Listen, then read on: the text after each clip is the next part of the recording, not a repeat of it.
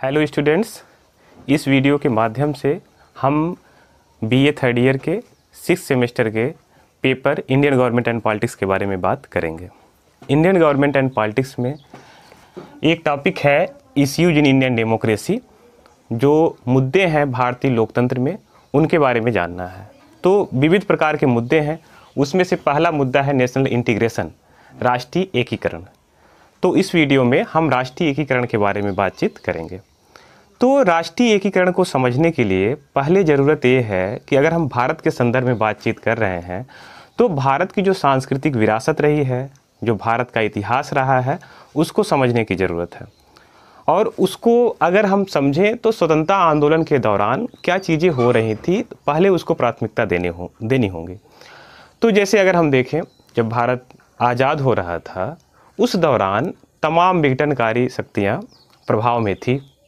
चूँकि अगर भारत के संदर्भ में बात करना है तो अगर हम देखें भारत को, तो भारत विविधताओं का देश है। विभिन्न प्रकार के समूह हैं और ये जो समूह हैं, जो ग्रुप हैं, वह कई आधारों पर गठित हैं। कोई एक विशेष आधार नहीं है, कई प्रकार के आधार हैं, तभी हम कहते हैं कि विविधताओं का देश है। और ये जो समूह गठित हैं उनके साथ सबसे बड़ी समस्या ये आती है कि कई प्रकार के विभाजन की बात आती है।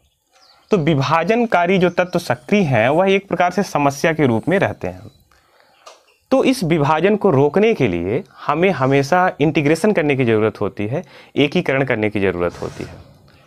तो स्वतंत्रता आंदोलन के दौरान ये चीज़ें देखने को मिल रही थी। तमाम प्रकार के धार्मिक, भाषाई, जाति जो ग्रुप्स थे वह सक्रिय थे और विभाजन की मांग हो रही थी। और आप जानते हैं कि भारत विभाजन की त्रासदी से गुजरा हुआ भी है, जो धार्मिक आधार पर विभाजन हुआ। तो जब देशी रियासतों का एकीकरण हो रहा था उस दौरान एक प्रश्न आया कि कैसे इनको एकीकृत किया जाए, सबको एक में रखा जाए। तो एकीकरण करने के में आप देखेंगे कई प्रकार के बाधक तत्व हैं, उनको क्रमवार हम लोग देखेंगे कि ये चीज़ें कैसे आपको दिखाई देंगे। तो जब कॉन्स्टिट्यूशन बन गया तो कॉन्स्टिट्यूशन से ढेर सारे उपाय किए गए कि जो भारतीय संघात्मक व्यवस्था है उसको कैसे संचालित किया जाए। संघ है, राज्यों का अपना अस्तित्व है, शक्तियों का विभाजन है। उस दौर में हम देखते हैं कि जैसे जैसे हमारा इतिहास आगे बढ़ता है, स्वतंत्रता के बाद ये शक्तियाँ प्रभावकारी होने लगती हैं और विभाजन की मांग बढ़ने लगती है, छोटे छोटे विभाजन की मांग बढ़ने लगती है। तो उसके आधार क्या बनते हैं, कौन से बाधक तत्व हैं जो ये पूरी राष्ट्रीय एकता है उसमें रुकावट बनते हैं। और एक चीज़ आपको यहाँ और भी समझने की ज़रूरत है कि एकरूपता और एकता में अंतर होता है। जहाँ पर विविधताएं हैं वहाँ हम उन विविधताओं में एकता स्थापित करते हैं। एकरूपता लाने का मतलब एक जैसा बनाना। तो भारत जैसे विविधताओं वाले समाज में एक जैसा बनाना वो तो बहुत मुश्किल काम है और बनाना चाहिए भी नहीं, क्योंकि सबका अपना स्वतंत्र अस्तित्व होता है। तो उसमें एकरूपता न लाकर एकता लाने के प्रयास किए गए, लेकिन उस एकता लाने के प्रयास में कई बाधक तत्व हैं, उनकी बात हम करेंगे। पहला क्या है, सांप्रदायिकता।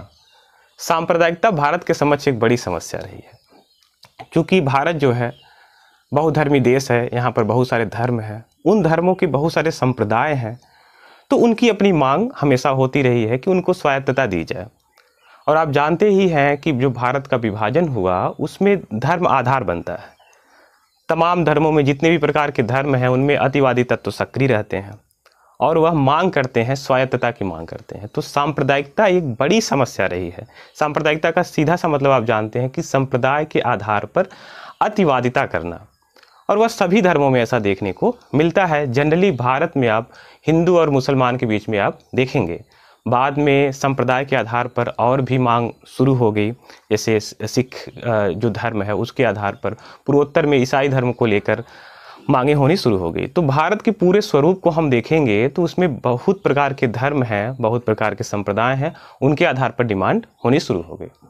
उसके बाद तो सांप्रदायिकता एक बड़ी समस्या रही। और सांप्रदायिक दंगे, भारत का जो इतिहास रहा है, देखेंगे पूरा इतिहास सांप्रदायिक दंगों से भरा हुआ है और उसमें आरोप लगाया जाता है कि एक वर्ग दूसरे वर्ग का शोषण कर रहा है संप्रदाय के आधार पर। तो एक बड़ी समस्या है राष्ट्रीय एकीकरण में। दूसरी चीज़ है जातिवाद। भारत में एक अनूठी चीज़ आप देखेंगे कि कास्ट जैसी व्यवस्था है, जाति जैसी व्यवस्था है, जो वर्ण व्यवस्था से आती है। तो वर्ण व्यवस्था है, उसके उसका आप देखेंगे वो जाति व्यवस्था में परिवर्तित हुए और असंख्य जातियां हैं, एक जाति के नीचे दूसरी जाति है, प्रत्येक जातियों ने अपने अंदर उप जातियाँ खोज ली हैं और उनके मध्य संघर्ष है, वैमनस्य है। और जब हम स्वतंत्र हुए उसके बाद जो संसाधनों को लेकर, सत्ता को लेकर लगातार संघर्ष जारी है और आप देखेंगे कि जाति आधार पर बहुत प्रकार के समूहों का, राजनीतिक दलों का गठन भी हुआ और जितने भी सेक्टर्स हैं उसमें जातियां प्रभावी रहती हैं, या एक कह सकते हैं कि परंपरागत सोच की वजह से ये चीज़ें देखने को मिलती हैं। तो जातिवाद एक बड़ी समस्या रही है राष्ट्रीय एकता में। उसके बाद तीसरी चीज़ है भाषावाद। भारत भाषाओं के आधार पर विविधता वाला देश है। यहाँ पर बहुत सारी भाषाएं हैं, बहुत सारी बोलियां हैं। उनको आप देखेंगे तो भाषा के आधार पर, और जब आपको स्वतंत्रता प्राप्त होती है तभी भाषा के आधार पर राज्यों की गठन की मांग होने लगी और अंततः आप देखेंगे कि भाषा के आधार पर आंध्र प्रदेश का गठन होता है। धीरे धीरे जब आंध्र प्रदेश का गठन हो गया, राज्य पुनर्गठन आयोग आया, लेकिन जो आयोग गठित हुए थे उनका मानना था कि भाषा के आधार पर नहीं बल्कि प्रशासनिक सुविधा के आधार पर राज्यों का गठन होना चाहिए। लेकिन आप देखेंगे कि भाषाई मांग जोर पकड़ने लगी और उस तत्कालीन परिस्थितियों में सरकार की अपनी मजबूरियां भी रही होंगी, तो भाषाओं के आधार पर राज्यों का गठन किया गया और यह मांग आज भी भाषा के आधार पर देखने को मिलती है और हमेशा भाषा को लेकर विवाद रहता है। और यहाँ पर भाषाओं को लेकर इसलिए विवाद कि वैश्वीकरण के युग में हम देखते हैं जहाँ अंग्रेजी भाषा इतनी प्रभावी है, वहीं यहाँ की हिंदी और क्षेत्रीय भाषाएं जो हैं, मातृभाषा जो है, और भाषा को लेकर यह भी विवाद उत्पन्न होता है कि जो शिक्षा का माध्यम है उसमें किस भाषा को रखा जाए। उसके बाद क्षेत्रीयतावाद। क्षेत्रीय स्तर पर कोई एक जो निश्चित भूखंड है उसके आधार पर पृथकता की मांग होती है कि इस क्षेत्र के जो लोग हैं उनकी संस्कृति अलग है, उनका रहन सहन का तरीका अलग है, इसलिए यहाँ पर स्वायत्तता मिलनी चाहिए। उसके बाद एक बड़ी समस्या अगर भारत में देखें वह आर्थिक असंतुलन है। चूँकि हम अगर भारत की संरचना को देखें तो तीसरी दुनिया का देश कहा जाता है, विकासशील देश है, तो संसाधनों की कमी है।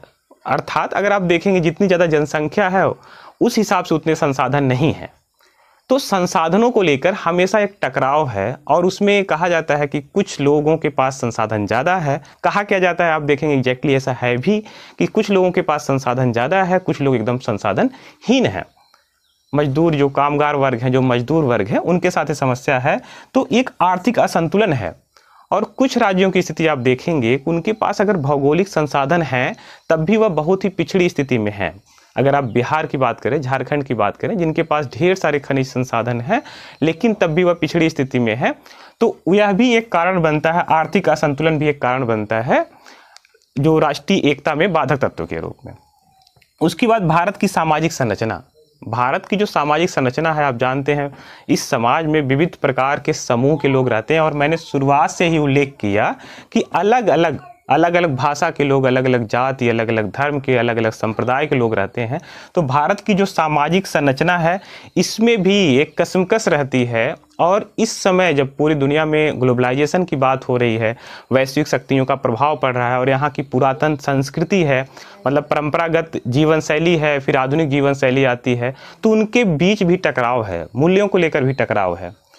उसके बाद तो ये सारी चीज़ें हो जाती हैं कि क्या बाधक तत्व हैं राष्ट्रीय एकीकरण में। आप बताएंगे क्रमवार कि जो सांप्रदायिकता है, जो जातिवाद है, भाषावाद है, क्षेत्रीयतावाद है, आर्थिक असंतुलन है और सामाजिक, भारत की जो सामाजिक संरचना है, ये सारी चीज़ें बाधक तत्व के रूप में हैं भारत के नेशनल इंटीग्रेशन में। उसके बाद आप देखेंगे कि जो भी समस्याएं होती हैं उनका कोई ना कोई निश्चित रूप से उपाय होता है। तो ऐसे क्या उपाय होने चाहिए जिनके माध्यम से इन समस्याओं का निवारण किया जा सके। तो पहली जो बात आती है वह है शिक्षा, एजुकेशन। एजुकेशन अगर हमारा सही तरीके से लोगों को दिया जाए, अगर एजुकेशन सही तरीके से दी जाए जो आने वाली पीढ़ियां हैं या जो चीज़ें चल रही हैं इस दौर में, पहली बात तो ये होती है कि एजुकेशन तो हम दे रहे हैं, लगातार लोग साक्षर भी हो रहे हैं, तो क्यों ऐसा समाज बन रहा है। उसमें कहा जाता है कि आपकी जो शिक्षा होनी चाहिए वह जन केंद्रित होनी चाहिए। और अगर 2005 की अगर NCERT की राष्ट्रीय पाठ्यचर्या की रूपरेखा को भी देखें तो वह बताती है कि बच्चों को हमें सिर्फ मतलब तथ्य ठूंस लेने वाली मशीन नहीं समझ लेना चाहिए, बल्कि देखना चाहिए कि वह कार्य कारण संबंधों को समझते हुए देखें और जो शिक्षा है उसको जीवन में भी उतारने की कोशिश करें, मात्र वह जीविकोपार्जन का साधन न बन जाए। तो हमारी जो शिक्षा है वह जन केंद्रित होनी चाहिए, जिसके माध्यम से जो आपके अंदर मूल्य आए उसमें सहिष्णुता हो, समभाव हो, सौहार्द का भाव हो और ये सारी चीज़ें आपके व्यक्तित्व में आए। तो शिक्षा एक हो गया उपाय। दूसरी चीज़ है स्वस्थ दलीय प्रणाली। भारत में जानते हैं आप बहुदलीय व्यवस्था है, ढेर सारे दल हैं।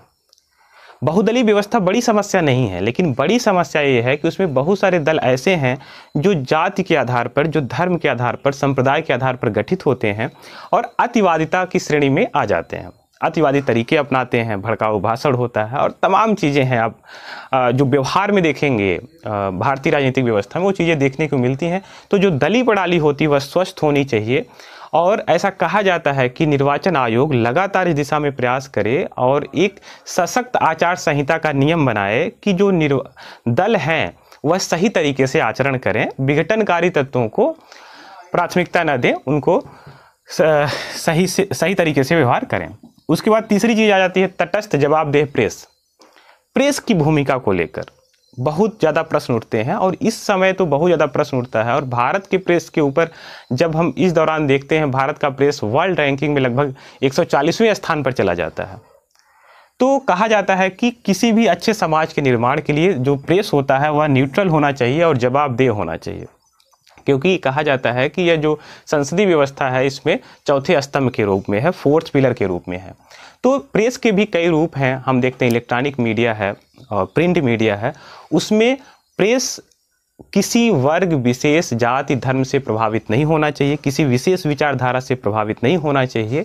अर्थात जो हमारे अखबार हैं, जो इलेक्ट्रॉनिक मीडिया के चैनल हैं, वह न्यूज़ देने वाले होने चाहिए, व्यूज़ देने वाले नहीं होने चाहिए। अर्थात वह तटस्थ होकर जो जानकारियां हैं उनको प्रोवाइड करें और चीज़ों का मूल्यांकन करना जनता के हाथ में छोड़ देना चाहिए, उनको बायस्ड नहीं होना चाहिए। उसके बाद प्रभावी प्रशासन की बात होती है। आप देखेंगे इफ़ेक्टिव एडमिनिस्ट्रेशन होना चाहिए, जिससे जो समस्याएं उनसे निपटा जा सके। नौकरशाही को आप जानते हैं कि वो पूरा स्टील फ्रेम होता है और नौकरशाही के बारे में विस्तार से भारतीय संविधान के अनुच्छेद 308 से 323 तक उल्लेख किया गया है और एक सुदृढ़ संरचना आपको प्राप्त होती है स्वतंत्रता के दौरान से ही। उसके पहले भी एक संरचना नौकरशाही की थी। तो अब बात होती है कि जो आपका प्रशासन होना चाहिए वह तटस्थ होना चाहिए, जवाबदेह होना चाहिए। और आजकल सच्चरित्र प्रशासन की बात होती है और इन चीज़ों को सिलेबस में शामिल भी किया जा रहा है कि कैसे इंटीग्रिटी और एक ऑनेस्टी लाई जाए प्रशासन में। उसके बाद बात आ जाती है आर्थिक न्याय की। चूँकि मैंने आपको बताया कि भारत में आप देखेंगे तो सामाजिक विषमता तो है ही, आर्थिक विषमता भी है। और अगर किसी भी समाज को सही करना है तो उसमें जो गैर बराबरी के तत्व हैं उनको हटाना होगा। अर्थात जो हमारी बराबरी लानी होगी वह सामाजिक स्तर पर, राजनीतिक स्तर पर, आर्थिक स्तर पर, सभी स्तरों पर लाना होगा। और यहाँ तक कि लैंगिक स्तर पर भी लाना होगा। आज उसकी जोर शोर से बातचीत हो रही है। तो इन स्तरों पर अगर आप बराबरी लाते हैं तभी जो विघटनकारी प्रवृत्ति है उसको समाप्त किया जा सकता है। तो एक आर्थिक न्याय भी स्थापित करने की ज़रूरत है कि लोग सशक्त हों और लोगों का जीवन जो है गरिमापूर्ण हो। उसके बाद जो अल्पसंख्यक हैं उनके लिए भी विशेष सुविधाएं रखी जाएं, उनका ख्याल रखा जाए। और अल्पसंख्यक का मतलब सिर्फ धार्मिक अल्पसंख्यक नहीं होता है। अल्पसंख्यक में जो भी हैं धार्मिक, भाषाई, सांस्कृतिक स्तर पर जो अल्पसंख्यक हैं उनको संरक्षित करने की दिशा में प्रयास किए जाने चाहिए। इससे क्या होता है कि हम राष्ट्रीय एकीकरण कर सकते हैं, क्योंकि जो अल्पसंख्यक वर्ग है हमेशा वह शिकायतें करता है कि उनके साथ दोयम दर्जे के नागरिक की तरह व्यवहार होता है। तो हम देखेंगे कि राष्ट्रीय एकीकरण, अगर संक्षेप में हम इस वीडियो में बातचीत कर रहे हैं, बहुत विस्तार से संभव नहीं है। तो भारत चूंकि विविधताओं का देश है, उस विविधताओं में अलग अलग समूह हैं, उन समूहों में विभाजनकारी प्रवृत्तियां प्रभावी हैं। तो उनको जो क्या करना है आपको, आप पहचान करें कि एकता लाने में क्या तत्व हैं जो बाधक बन रहे हैं, उनकी हम पहचान करते हैं। उसके बाद हम उपाय के रूप में देखते हैं, ये सारे उपाय आपको प्राप्त होते हैं। अब हम देखेंगे कि ऐसे क्या प्रयास भी किए गए तो हाँ, आप देखेंगे कांग्रेस के 1960 के भावनगर अधिवेशन में 1961 में एक राष्ट्रीय एकता परिषद बनाई गई, उसको 1968 में फिर से पुनर्जीवित किया गया। बाद में इंदिरा जी के शासन में 1980 के दौरान फिर से राष्ट्रीय एकता परिषद की बात होती है और उसके माध्यम से सभी जो राज्यों के मुख्यमंत्री हैं उनको सबको सम्मेलन में सम्मिलित किया जाता है, जो विद्वान वर्ग हैं उनको सम्मिलित किया जाता है और एक कोशिश की जाती है कि कैसे जो भारत विविधताओं का देश है उसमें एकता लाई जाए। इसके लिए लगातार प्रयास हो रहे हैं और आप जानते हैं भारतीय जो व्यवस्था है, जो संघीय व्यवस्था है, आज हम सहकारी संघवाद की बात कर रहे हैं, कोऑपरेटिव फेडरलिज्म की बात कर रहे हैं, तो उस दिशा में भी प्रयास हो रहा है कि कैसे राज्यों के साथ संतुलन बनाया जाए, जो विविध प्रकार की मांगे हैं उन सबके बीच में संतुलन बनाया जाए और भारत को एकता के सूत्र में बांधा जाए। Thank you so much.